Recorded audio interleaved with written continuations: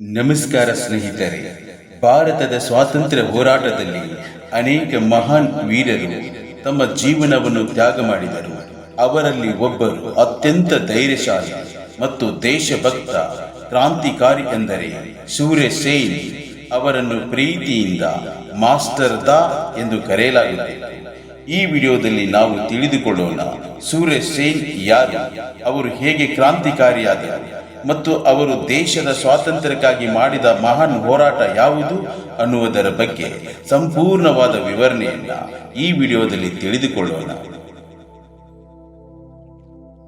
ಸೂರ್ಯ ಸೇನ್ ಅವರು 1894 ಮಾರ್ಚ್ 22ರಂದು ಆಗಿನ ಬ್ರಿಟಿಷ್ ಭಾರತದ ಚಿತ್ತಗಾಂಗ್ ಪ್ರದೇಶದಲ್ಲಿ ಜನಿಸಿದರು. ಅವರ ತಂದೆ ರಮಣಿ ಮೋಹನ್ ಸೇನ್ ಸರಳ ಸ್ವಭಾವದ ವ್ಯಕ್ತಿಯಾಗಿದ್ದರು. ಬಾಲ್ಯದಲ್ಲೇ ಸೂರ್ಯ ಸೇನ್ ಅವರಿಗೆ ದೇಶಭಕ್ತಿ ಮತ್ತು ನ್ಯಾಯದ ಬಗ್ಗೆ ಹೆಚ್ಚಿನ ಆಸಕ್ತಿ ಇತ್ತು. ಅವರು ವಿದ್ಯಾರ್ಥಿ ಜೀವನದಲ್ಲಿಯೇ ಅನ್ಯಾಯದ ವಿರುದ್ಧ ನಿಲ್ಲುವ ಗುಣವನ್ನು ಬೆಳೆಸಿಕೊಂಡಿದ್ದರು. ಅವರು ಮುಂದೆ ಶಿಕ್ಷಕರಾಗಿ ಕೆಲಸ ಮಾಡಿದರು. ಶಿಕ್ಷಕರಾಗಿದ್ದ ಕಾರಣ ಅವರಿಗೆ ಮಾಸ್ಟರ್ ದಾ ಎಂಬ ಹೆಸರು ಪ್ರಸಿದ್ಧಿಯಾಯಿತು. ಅವರು ಕಾಲೇಜು ಓದುತ್ತಿದ್ದ ಸಮಯದಲ್ಲಿ ಭಾರತದ ಸ್ವಾತಂತ್ರ್ಯ ಚಳವಳಿ ಹೆಚ್ಚು ಜೋರಾಗಿತ್ತು. ಬ್ರಿಟಿಷರ ದೌರ್ಜನ್ಯವನ್ನು ನೋಡಿದಾಗ ಅವರ ಮನಸ್ಸಿನಲ್ಲಿ ಕ್ರಾಂತಿಯ ಕಿಡಿ ಹೊತ್ತಿಕೊಂಡಿತು. ಆ ಸಮಯದಲ್ಲಿ ಅನೇಕ ಯುವಕರು ಕ್ರಾಂತಿಕಾರಿ ಸಂಘಟನೆಗಳಲ್ಲಿ ಸೇರಿ ದೇಶಕ್ಕಾಗಿ ಹೋರಾಟ ಮಾಡುತ್ತಿದ್ದರು. ಸೂರ್ಯ ಸೇನ್ ಕೂಡ ಅಂತಹ ಸಂಘಟನೆಗಳಲ್ಲಿ ಸೇರಿ ಯುವಕರನ್ನು ಸಂಘಟಿಸಲು ಪ್ರಾರಂಭಿಸಿದರು. ಅವರು ನಂಬಿದ್ದ ಒಂದು ಮಹತ್ವದ ಮಾತು ಇತ್ತು: ದೇಶದ ಸ್ವಾತಂತ್ರ್ಯಕ್ಕಾಗಿ ಯುವಕರೇ ದೊಡ್ಡ ಶಕ್ತಿ. ಆದ್ದರಿಂದ ಅವರು ಅನೇಕ ಯುವಕರಿಗೆ ಪ್ರೇರಣೆ ನೀಡಿದರು. ಸೂರ್ಯ ಸೇನ್ ಅವರ ಜೀವನದಲ್ಲಿ ಅತ್ಯಂತ ಮಹತ್ವದ ಘಟನೆಯೆಂದರೆ ಚಿತ್ತಗಾಂಗ್ ಆರ್ಮರಿ ರೈಡ್. 1930 ಏಪ್ರಿಲ್ 18ರಂದು ಅವರು ಒಂದು ಸಾಹಸಮಯ ಯೋಜನೆ ರೂಪಿಸಿದರು. ಅವರ ಗುರಿ ಏನು? ಬ್ರಿಟಿಷ್ ಸರ್ಕಾರದ ಶಸ್ತ್ರಾಗಾರವನ್ನು ಹಿಡಿದು ಅವರ ಆಡಳಿತವನ್ನು ದುರ್ಬಲಗೊಳಿಸುವುದು. ಈ ಯೋಜನೆಯಲ್ಲಿ ಅನೇಕ ಯುವಕ ಕ್ರಾಂತಿಕಾರಿಗಳು ಭಾಗವಹಿಸಿದರು. ಅವರು ಬ್ರಿಟಿಷ್ ಶಸ್ತ್ರಾಗಾರವನ್ನು ಆಕ್ರಮಿಸಿ ಶಸ್ತ್ರಾಸ್ತ್ರಗಳನ್ನು ವಶಪಡಿಸಿಕೊಂಡರು ಮತ್ತು ಭಾರತದ ಧ್ವಜವನ್ನು ಹಾರಿಸಿದರು. ಆ ಕ್ಷಣ ಚಿತ್ತಗಾಂಗ್ ನಗರದಲ್ಲಿ ಸ್ವಾತಂತ್ರ್ಯದ ಗಾಳಿ ಬೀಸಲಾರಂಭಿಸಿತು. ಆದರೆ ಬ್ರಿಟಿಷ್ ಸರ್ಕಾರ ತಕ್ಷಣವೇ ಸೈನ್ಯವನ್ನು ಕಳುಹಿಸಿ ನಂತರ ಭಾರೀ ಯುದ್ಧ ನಡೆಯಿತು.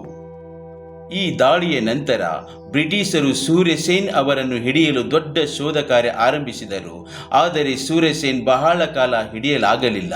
ಅವರು ತಮ್ಮ ಸಹಚರರೊಂದಿಗೆ ಪರ್ವತಗಳು ಮತ್ತು ಕಾಡುಗಳಲ್ಲಿ ಗುಪ್ತವಾಗಿ ಬದುಕುತ್ತಾ ಬ್ರಿಟಿಷರ ವಿರುದ್ಧ ಹೋರಾಟ ಮುಂದುವರಿಸಿದರು. ಅವರು ಯಾವಾಗಲೂ ತಮ್ಮ ಜೊತೆಗಾರರಿಗೆ ಹೇಳುತ್ತಿದ್ದ ಮಾತು: ನಾವು ಸೋಲುವುದಿಲ್ಲ, ನಮ್ಮ ಕನಸು ಸ್ವತಂತ್ರ ಭಾರತ. ದುರಾದೃಷ್ಟವಶಾತ್ 1933ರಲ್ಲಿ ಒಬ್ಬ ದ್ರೋಹಿಯ ಮೂಲಕ ಸೂರ್ಯ ಸೇನ್ ಅವರ ಗುಪ್ತ ಸ್ಥಳ ಬ್ರಿಟಿಷರಿಗೆ ತಿಳಿದು ಬಿಟ್ಟಿತು. ಅವರು ಬಂಧಿತರಾದರು. ಬಂಧನದ ನಂತರ ಬ್ರಿಟಿಷರು ಅವರಿಗೆ ಭೀಕರ ಹಿಂಸೆ ನೀಡಿದರು. ಅವರ ಮೇಲೆ ಕ್ರೂರವಾದ ಯಾತನೆಗಳನ್ನು ನಡೆಸಿದರು. ಆದರೆ ಅವರು ಯಾವುದೇ ರಹಸ್ಯವನ್ನು ಹೇಳಲಿಲ್ಲ. ಅವರ ಧೈರ್ಯ ಬ್ರಿಟಿಷರನ್ನೇ ಅಚ್ಚರಿಪಡಿಸಿತು. ಕೊನೆಗೆ ಬ್ರಿಟಿಷ್ ಸರ್ಕಾರ ಸೂರ್ಯ ಸೇನ್ ಅವರಿಗೆ ಮರಣದಂಡನೆ ವಿಧಿಸಿತು. 1934 ಜನವರಿ 12ರಂದು ಅವರನ್ನು ಫಾಸಿಗೆ ಹಾಕಲಾಯಿತು. ಅವರನ್ನು ಕೊಲ್ಲುವ ಮೊದಲು ಬ್ರಿಟಿಷರು ಭೀಕರವಾಗಿ ಹಿಂಸೆ ನೀಡಿದರು ಎಂಬುದನ್ನು ಇತಿಹಾಸ ಹೇಳುತ್ತದೆ. ಆದರೆ ಕೊನೆಯ ಕ್ಷಣದವರೆಗೂ ಅವರ ಮನಸ್ಸಿನಲ್ಲಿ ಒಂದೇ ಮಾತು ಇತ್ತು: ಭಾರತ ಸ್ವತಂತ್ರವಾಗಬೇಕು. ಸೂರ್ಯ ಸೇನ್ ಅವರು ನಮಗೆ ಕೊಟ್ಟ ದೊಡ್ಡ ಸಂದೇಶ ಏನು? ದೇಶಕ್ಕಾಗಿ ತ್ಯಾಗ ಮಾಡುವುದು ಎಂದರೆ ಕೇವಲ ಯುದ್ಧವಲ್ಲ, ಅದು ಧೈರ್ಯ, ನಂಬಿಕೆ ಮತ್ತು ಏಕತೆ. ಅವರು ಯುವಕರಿಗೆ ನೀಡಿದ ಪ್ರೇರಣೆ ಇಂದು ಕೂಡ ನಮಗೆ ಶಕ್ತಿ ನೀಡುತ್ತದೆ. ಇಂದು ಭಾರತದಲ್ಲಿ ಅನೇಕ ಶಾಲೆಗಳು, ರಸ್ತೆಗಳು ಮತ್ತು ಸಂಸ್ಥೆಗಳು ಸೂರ್ಯ ಸೇನ್ ಅವರ ಹೆಸರಿನಲ್ಲಿವೆ. ಅವರ ಸಾಹಸ ಮತ್ತು ತ್ಯಾಗ ಭಾರತದ ಇತಿಹಾಸದಲ್ಲಿ ಸದಾ ಸ್ಮರಣೀಯ. ಸೂರ್ಯ ಸೇನ್ ಅವರು ಕೇವಲ ಒಬ್ಬ ಕ್ರಾಂತಿಕಾರಿಯಲ್ಲ, ಅವರು ಧೈರ್ಯದ ಸಂಕೇತ, ದೇಶಭಕ್ತಿಯ ಪ್ರತೀಕ, ಸ್ವಾತಂತ್ರ್ಯದ ಯೋಧ. ನಾವು ಇಂದು ಸ್ವತಂತ್ರವಾಗಿ ಬದುಕುತ್ತಿರುವುದಕ್ಕೆ ಅವರಂತ ಸಾವಿರಾರು ವೀರರ ತ್ಯಾಗ ಕಾರಣವಾಗಿದೆ.